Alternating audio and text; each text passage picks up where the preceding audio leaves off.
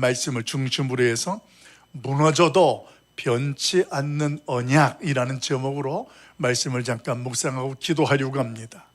종료주일이라 하면 예수님께서 십자가를 지시기 위해서 예루살렘에 입성하실 때에 이스라엘 백성들이 예루살렘에 입성하시는 예수님을 향해서 종려나무 가지를 베어서 그 가지를 흔들며 다윗의 자손 예수여 우리를 구원하소서 이렇게 외쳤던 예수 그리스도를 향하여 집중되어졌던 그 날을 기억하면서 그분이 그렇게 입성하신 이후에 나를 위해서 십자가에서 피 흘려 죽으시고 고난받으신 것들을 기억하는 고난주간으로 이어지는 절기입니다. 그래서 예수 그리스도가 누구이신지, 그분이 우리 가운데 어떤 일들을 행하셨는지를 알고 고백하는 것은 특별히 중요합니다. 어떤 분들은 예수 그리스도가 이 땅에 인간 예수로 종교적인 개혁과 선동을 외쳤던 사람이라고 생각하는 사람들도 있습니다. 그런데 오늘 예수 그리스도가 역사 속에 오셨고 그 역사 속에서 무엇을 하셨는지를 알게 된다면 그 역사 속에 예수 그리스도, 하나님의 구원을 행하고 이루신 예수 그리스도에 대해서 한 번 더 분명하게 알 수가 있습니다. 여러분, 성경을 우리가 역사라는 관점에서 전체를 한번 살펴보면 창세기서부터 시작되어집니다. 그리고 나서 마지막이 요한계시록이라는 것으로 이 세상의 종말, 하나님의 심판을 예고하는 말씀으로 처음과 끝으로 성경 전체는 역사를 해석해주고 우리로 하여금 알게 해줍니다. 그런 역사 속의 흐름 속에서 성경의 내용들이 연결되어지고 배열되어졌는데, 특별히 오늘 열왕기서를 묵상하는 저와 여러분이 보면 이제 지난주에는 열왕기상을 묵상했습니다. 그 열왕기상에 다윗 이후에 솔로몬으로 이어지고 그 나라가 남유다와 북이스라엘로 분열되어지는 내용들을 함께 다루었습니다. 그런데 그 내용과 이어지는 열왕기하는 그렇게 이어지는 그 나라가 두 나라로 갈라진 이후에 그 나라가 한 나라는 722년 아수르에 의해서 이 북이스라엘이 망하게 되어지고 또 남유다는 586년에 바벨론에 의해서 망하게 되어지는 이스라엘의 멸망에 대한 이야기를 선포해 줍니다. 그런데 이 열왕기 하에나 열왕기 상에 기록되어지는 말씀이 어떤 관점으로 기록되어져 있냐면 선지자적인 관점으로 이 열왕기서가 기록되었다는 것을 저와 여러분은 이미 기억합니다. 그럼 이 선지자적 관점으로 기록되었다는 것은 무엇을 전제하느냐? 그 당시에 하나님의 뜻도 왜곡하고 그 말씀을 알지 못하고 자신들의 생각대로 소견대로 자신들이 주인 노릇, 왕 노릇하며 살아가던 이스라엘 백성들을 향해서 하나님의 뜻이 무엇인지를 알려주고 그 하나님의 뜻을 선포해 주었던 자들이 누구들이었냐면 선지자들이었습니다. 그러니까 오늘 이 열왕기서는 그런 하나님의 뜻이 무엇이고 하나님의 말씀이 무엇인지를 알려주는 선지자적 관점에서 당시에 수많은 이 열왕기서에 소개되어지는 왕들의 행적도 소개하면서 또 그들 가운데 함께하는 백성들의 모습을 소개하면서 무엇이 하나님의 뜻이고 온전한 삶의 모습인지를 말씀을 통하여 보여주고 비춰주는 말씀이 바로 열왕기서가 됩니다. 특별히 이 열왕기서에 있는 말씀을 저와 여러분이 묵상하면서 먼저 이해되어야 할 한 가지 중요한 주제가 하나 있는데, 이 열왕기서가 기록된 시기가 이스라엘 백성들이 나라가 망하고 포로가 되어져서 포로 생활할 때에 기록되었다는 점입니다. 그러면 왜 이 열왕기서는 포로 시기에 성경이 기록되어졌어야 했을까요? 거기는 특별한 이유가 있었습니다. 왜냐하면 이스라엘 백성들이 그동안 하나님 앞에 선민의식을 가지고 특별한 정체성으로 하나님 앞에 살아오면서 수많은 우여곡절을 겪었습니다. 그런데 현실은 어떠냐 하면 자신들이 지금 포로 생활을 하고 있는 거예요. 그런 포로 생활을 하다 보니까 그들 중에 그래도 하나님을 중심으로 서 있던 백성들 중에 의문을 갖는 자들이 있게 되는 거예요. 모든 백성들이 공통적으로 이런 두 가지의 의문을 가지고 있게 되어지는데, 그 두 가지의 의문은 바로 이것이었습니다. 그 두 가지의 의문, 첫 번째는 왜 하나님의 택한 백성들이 나라를 잃게 되었을까? 여러분, 이스라엘 백성이라는 나라가 어떻게 시작되었습니까? 하나님이 아브라함을 택해서 언약대로 그 민족과 나라를 이루게 하셨습니다. 그리고 그 나라와 함께 하시겠다고 하나님이 약속하셨습니다. 그런데 지금 포로 생활하는 이스라엘 백성들에게 입장에서는 어떠냐 하면 나라가 망한 거예요.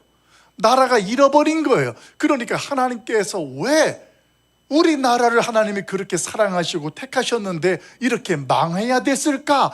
이 의구점, 이 질문이 해결되지가 않는 거예요. 두 번째 질문은 무엇이었냐면, 그래도 우리는 다른 사람들과 달리 하나님께 택함 받은 선민이라는 특별한 의식과 정체성을 가진 사람들인데 왜 이방 나라에 와서 이방 사람들에게 지배를 받게 되어지는 포로 생활을 해야 될까? 이것이 포로 생활 가운데 그들 가운데 가지고 해결할 수 없는 질문이었습니다. 이 질문 속에서 그들이 이것을 해결하지 못하는데 그들의 눈에 직접적으로 경험되어지는 것은 어땠냐 하면, 아니 세상에 예루살렘이 그렇게 망하게 되리라고는 상상을 못했습니다. 그런데 예루살렘이 망하고 성전은 불타서 회파되어지는 현실을 보니 오늘 그들 가운데 어떤 일들이 일어나냐면 하나님을 향한 하나님의 신뢰가 흔들리기 시작하는 거예요. 정말 하나님이 살아계신 걸까? 정말 우리가 택함 받은 민족이고 나라가 맞을까?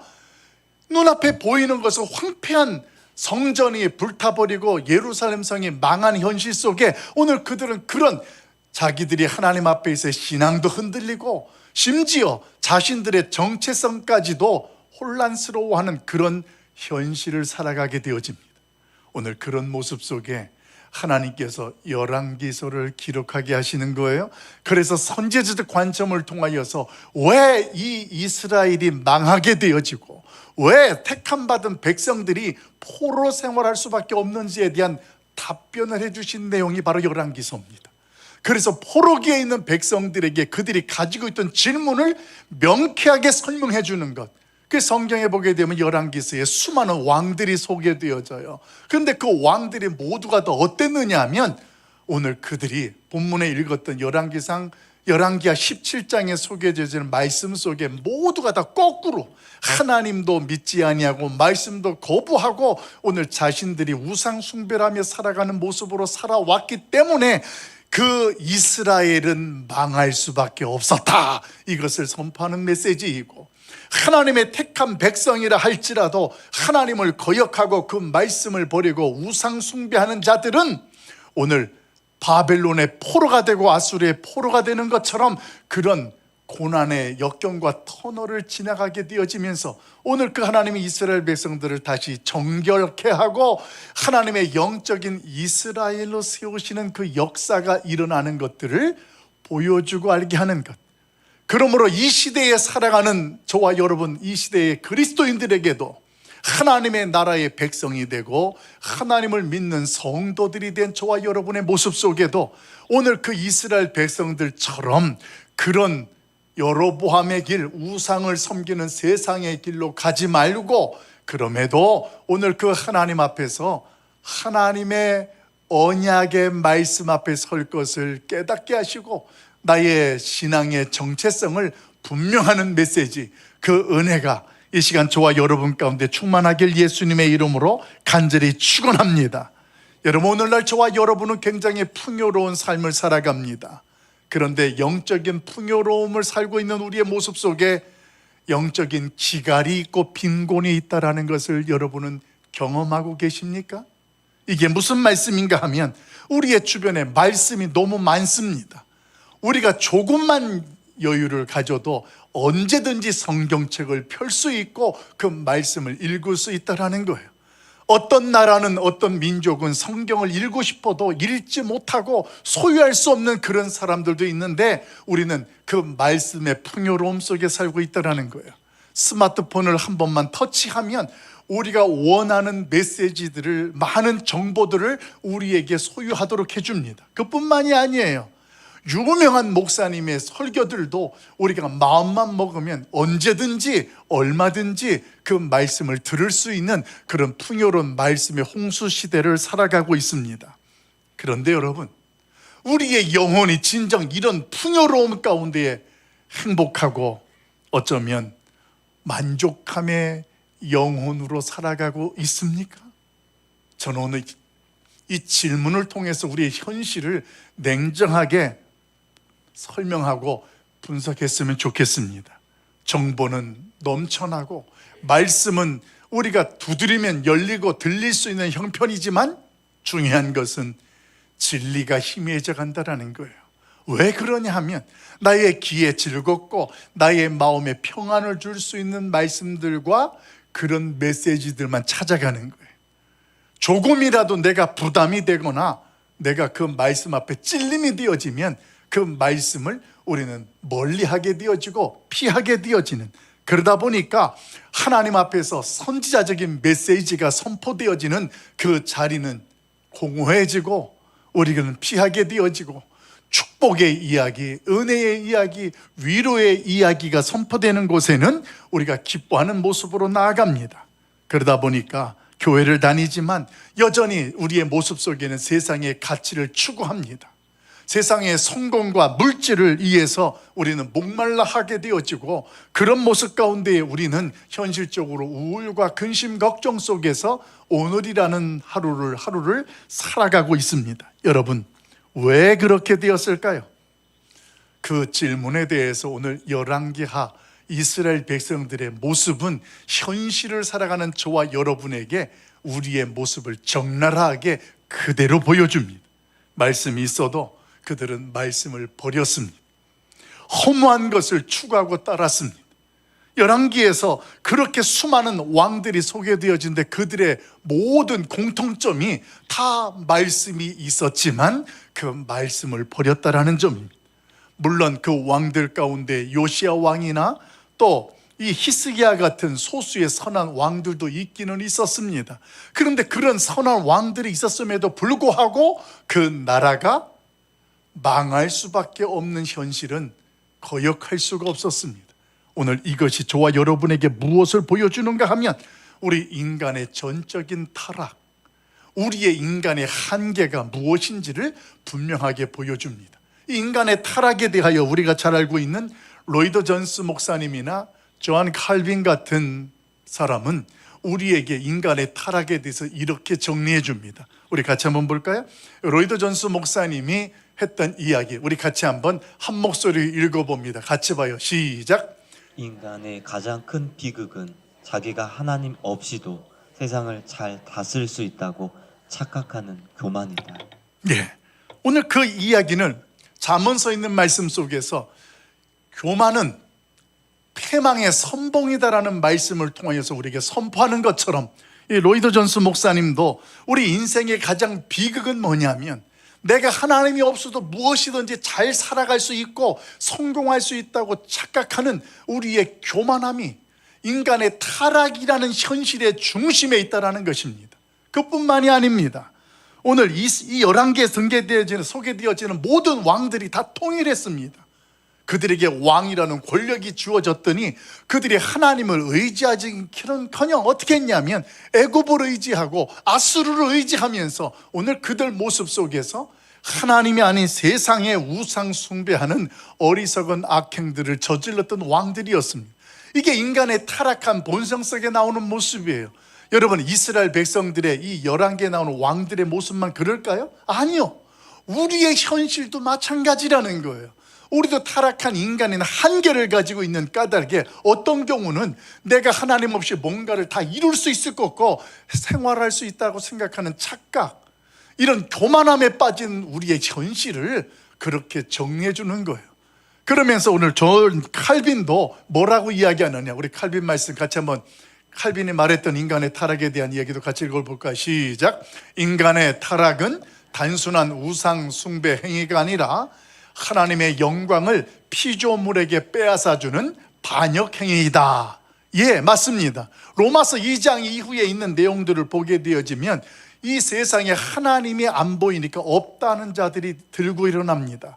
그때 성경이 뭐라고 선포하냐면 이 세상의 모든 피조물을 창조하신 이가 하나님이신데, 하나님은 그 모든 피조물들을 만드시고 그 피조물 안에 하나님의 영광과 권능을 두어서 그들로 하여금 하나님이 계시다라는 사실에 대하여서 핑계하지 못하도록 하셨다라고 그렇게 선언해주고 있습니다. 근데 이 말이 뭐냐면, 하나님이 창조하신 모든 피조물들은 하나님의 영광을 드러내야 할 존재들이고 그 하나님의 권능을 알게 하는 수단이고 도구일 뿐이지 그들이 어떤 신적 개념과 그 능력을 가지고 있지 않다라는 거예요. 그런데 인간들이 어리석어서 어떻게 행동하냐면 그 피조물을 향해서 그 피조물이 하나님께 들려야 될 영광을 그들이 누리게 한다라는 어리석은 배역행위를 타락한 인간들이 하고 있다라는 거예요. 그러니까 우상 숭배하는 그 자체가 타락한 인간의 본성과 연결되어진 하나님의 반역행위이다. 단순하게 우상 숭배하는 차원을 뛰어넘어서 그들이 하나님의 영광을 드러내지 못하고 그 영광을 빼앗는 어리석은 인간들의 모습이라고 이렇게 설명합니다. 여러분, 그래서 하나님께서는 우리 인간들이 세상과 짝지어서 함께 살아가는 일에 대해서 그냥 넘어가지 않습니다. 왜냐하면 이 세상 모든 피조물들은 하나님의 영광을 드러낼 뿐만 아니라 우리 인간들 자체도 마찬가지예요. 우리 인간들도 우리가 무엇을 하든지 누구의 영광을 위하여 하라? 하나님의 영광을 위하여 하라는 말씀 속에 우리 한 사람 한 사람이 그렇게 창조되어지고 이 땅에 존재되었기 때문에 그래요. 그런데 인간이 하나님을 찬양하기는커녕 하나님의 목적대로 살기는커녕 세상의 피조물과 쿵짝쿵짝해서 우상 숭배하는 모습을 보니 하나님은 가만히 있지 않으시는 거예요. 그래서 우리에게 심판이라는 경고의 메시지를 전하게 되는 것입니다. 여러분, 오늘 저와 여러분의 현실이 이렇게 타락하고 무너졌어도 한 가지 성경은 깨닫게 하는 것이 있어요.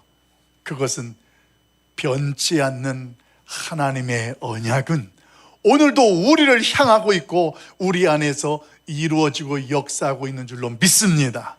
오늘 그 내용을 소개하는 것, 나의 신앙이 무너져도 하나님은 침묵하지 않는다라는 거예요. 우리 13절과 14절 말씀 우리 같이 한번 읽어보도록 합니다. 같이 봐요. 시작. 여호와께서 각 선지자와 각 선견자를 통하여 이스라엘과 유다에게 지정하여 이르시기를, 너희는 돌이켜 너희 악한 길에서 떠나 나의 명령과 율례를 지키되 내가 너희 조상들에게 명령하고 또 내 종 선지자들을 통하여 너희에게 전한 모든 율법대로 행하라 하셨으나 그들이 듣지 아니하고 그들의 목을 곧게 하기를 그들의 하나님 여호와를 믿지 아니하던 그들 조상들의 목 같이 하여. 아멘. 여러분, 이스라엘 백성들의 현실이 이런 모습이었습니다. 열왕기에 소개되어지는 모든 왕들이 이랬습니다. 그런데 여러분, 열왕기 하를 시작하면서 가장 먼저 1장부터 등장하는 인물이 누구인지 기억하십니까? 우리가 너무도 잘 알고 있는 엘리야라는 선지자가 등장합니다. 엘리야가 등장을 해서 하나님의 뜻이 무엇인지, 그리고 우상 숭배 가운데 참 신이 누구인지 그 하나님을 하나님으로 보여주고 선포하는 그의 사역들이 소개되어집니다. 그렇게 엘리야의 사역이 마무리되어지면서 또 등장하는 게 누굽니까? 그 다음에 그의 제자 엘리사가 또 등장합니다. 그도 선지자입니다. 그 엘리야와 엘리사가 하나님 앞에서 이스라엘 백성들의 죄악에 대해 하나님의 말씀을 통해 분명하게 깨닫게 합니다. 하나님의 메시지를 전해줍니다. 그런 모습 속에 하나님은 그들을 통하여 자신의 백성들을 다시 부르시는 언약의 증거들로 행하고 역사하셨습니다. 여러분, 오늘 하나님은 우리 인간의 타락하고 넘어진 현실 속에 우리를 그냥 내버려 두시지 아니하시고 우리의 역사 속으로 찾아오셨습니다. 그분이 예수 그리스도이십니다. 그분이 우리 인간의 역사 속에 들어오셔서 우리 가운데에 너희가 아무리 하나님을 배역하고 악을 행하여도 변하지 않는 언약 예수 그리스도가 이 땅에 오셨고 그분이 하나님의 구원을 이루신다라는 것을 분명하게 선포해 주시는 메시지가 오늘 종료주일 예수님의 예루살렘 입성이요, 또 십자가에서 부활하신 예수 그리스도의 모습이 되어집니다. 여러분, 사실 이스라엘 백성들이 이렇게 망하게 되어지고 심판을 받게 되어진 것이 오늘 그들 가운데 말씀이 몰라서가 아니었습니다. 하나님의 말씀이 그들 가운데에는 늘 반복적으로 경고의 메시지로 전파되어지고 선지자를 통하여서 전하였습니다. 수많은 선지자들, 대표적으로 열왕기하에는 엘리야를 통하여서 말씀이 반복적으로 선포되고 엘리사를 통하여서 그 말씀이 선포되었습니다. 그런데 성경은 어떻게 하느냐? 그런 경고의 메시지에도 불구하고 오늘 그들은 의도적으로 어떻게 되었어요? 의도적으로 불순종했기 때문에 그들이 망했다. 성경 그렇게 이야기합니다. 말씀이 없어서가 아니었습니다. 몰라서도 아니었습니다. 그렇게 알려줬습니다. 여러분, 마치 이 모습은 무엇과 같냐면, 요즘에 우리 전쟁 때문에 모두 전 세계가 지금 굉장히 긴장하지 않습니까? 근데 여러분, 전쟁할 때 보니까 대개 뭘 쏩니까? 미사일을 쏘는 거예요. 여러분, 미사일을 쏘면 방공망에서 어떻게 반응합니까? 미사일이 날아오고 있으니까 여기에서 사이렌이 울립니다. 방공으로 들어가십시오, 피하십시오. 마치 이것이 하나님께서 선제를 보내가지고 우리에게 경고의 사이렌을 울리는 것과 같은 겁니다. 그런데 그 사이렌이 울리는데 나는 지금 우리가 살고 있는 집이 굉장히 튼튼하게 잘 지었고 내가 살아가는 삶이 너무나 안정적이고 평안하다고 해서 그 사이렌을 무시하고 살아가고 피하지 않았다면 그 미사일이 떨어졌을 때 어떻게 될까요? 오늘 그 결과는 참담할 것입니다. 여러분, 지금 이스라엘의 현실이 그랬다라는 거예요. 하나님의 진노가 심판이 임했기 때문에 선지자들을 통하여서 너희 하나님의 심판이 임하기 전에 돌이키라는 거예요. 그게 하나님께서 보내는 심판의 경고 사이렌이었습니다. 그런데 이스라엘 백성들이 그거를 무시하는 거예요. 그리고 자기들 스스로가 안정된 삶을 이룰 수 있고 살아갈 수 있다고 그 하나님의 말씀을 무시하는 모습들. 여러분, 오늘 그들의 의도적인 불순종, 이런 모습 때문에 망하게 되어지는 현실을 경험합니다. 여러분, 오늘날 저와 여러분의 모습이 동일하지 않습니까? 강단에서 주의 종들을 통하여 하나님의 말씀이 선포되어집니다. 여러분, 여러분의 죄악된 세상의 가치를 추구하는 모습 속에 돌이키십시오. 하나님의 뜻이 여기에 있습니다. 그렇게 외치는데 도무지 그 이야기를 듣고도 이쪽 귀로 듣고 이쪽 귀로 흘러보내는 우리의 모습이라면, 미사일이 날라온다라는 사이렌을 듣고도 내가 그냥 편하게 살고 있는 내 집에 안주하는 모습과 무엇이 다를까요? 사랑하는 성도 여러분, 이 시간 비록 나의 신앙이 예전 같지 않고 우리의 믿음이 무너진 것 같을지라도 변하지 않는 하나님의 언약을 기억하시고 그 자리에서 돌이킬 곳이라면 예수 그리스도의 십자가 앞으로 나올 수 있길 예수님의 이름으로 축원합니다. 경고의 메시지 앞에서 가볍게 여기지 마십시오. 생사가 달려 있습니다. 오늘 악한 길에서 떠나 예수 그리스도의 이름으로 주 앞에 서길 예수님의 이름으로 축원합니다. 오늘 우리의 현실이 무너졌다 할지라도 하나님의 언약의 신실함은 반드시 저와 여러분을 세우실 줄로 믿습니다. 오늘 그 증거가 열왕기하 22장 8절에 이렇게 선포됩니다. 우리 22장 8절 말씀 같이 봅니다. 시작. 대제사장 hil기야가 서기관 사반에게 이르되 내가 여호와의 성전에서 율법책을 발견하노라 하고 hil기야가 그 책을 사반에게 주니 사반이 읽으니라. 아멘. 여러분, 열왕기하 22장에 소개되어지는 것, 성전이 너무 낡아서 보수하고 공사를 하게 됩니다. 이거 굉장히 중요한 이야기예요. 성전이 그렇게 낡았는데 그 누구도 관심이 없었는데 요시야 왕 때에 이거는 아니다, 어떻게 하나님의 성전이 이룰 수 있느냐. 그래서 이제 다시 보수 공사를 하는데 거기에서 제사장 hil기야가 기가 막힌 놀라운 역사를 발견합니다. 그것이 뭐냐면 내가 성전에서 율법책을 발견하였더라 외치는 말이었습니다. 여러분, 성경책을 발견했으니, 율법책을 발견했으니 얼마나 기쁜 이야기일까 생각될 것입니다. 그런데 성전에서 hil기야가 율법책을 발견했다고 외치는 그 자체가 얼마나 안타깝고 비극적인 현실인지를 보여주는 것을 알아야 됩니다. 왜냐하면 여러분, 그 율법책이 발견된 것이 어디라고요? 성전이었단 말이에요. 성전에서 어떻게 보수하다가 그때서야 그 먼지가 쌓여있는 율법책을 그때야 발견할 수 있느냐라는 거예요. 그 말은 하나님의 말씀과 관계없이 그 백성들이 그런 신앙생활을 하고 하나님과 멀리 떨어진 삶을 살았던 현실을 오늘 hilki야가 율법책을 발견했다는 사실 속에 그들의 영적인 현주소를 보여주고 있다는 것입니다. 여러분, 이방 신전에 있던 것도 아니었어요. 성전 중심에 있어야 할 율법책이 성전 구석에 먼지가 수북히 쌓여져서 오늘 그렇게 방치되었던 현실, 오늘 이 모습이 우리의 모습이 아닐까요? 18세기 영국의 영적 대각성을 이루었던 조지 필트라는 목사님이 있습니다. 그 목사님이 작금의 영국 교회의 현실을 보고 외쳤던 메시지가 있어요. 우리 한번 볼까요? 그가 외쳤던 메시지, 우리 파란 글씨만 같이 읽어봐요. 시작. 교회 마당을 밟는다고 구원받는 것이 아닙니다. 당신은 거듭나야 합니다. 아멘. 여러분, 이 짧은 말 한마디가 조지 필드라는 목사님의 선포가 영국이라는 교회가 대각성을 이루게 되는 불씨가 되는 거예요. 교회 문턱만 들어오고 교회를 오랫동안 다니고 내가 하나님 앞에 예수 믿는다라는 것 자체가 구원이 아니라는 것입니다. 그러면서 외치는 거예요. 당신은 거듭나야 합니다. 당신은 거듭나야 합니다. 이 메시지를 선포하면서 영국에 놀라운 일들이 일어난 것입니다. 여러분, 오늘 우리의 마음, 우리의 심령은 어떻습니까?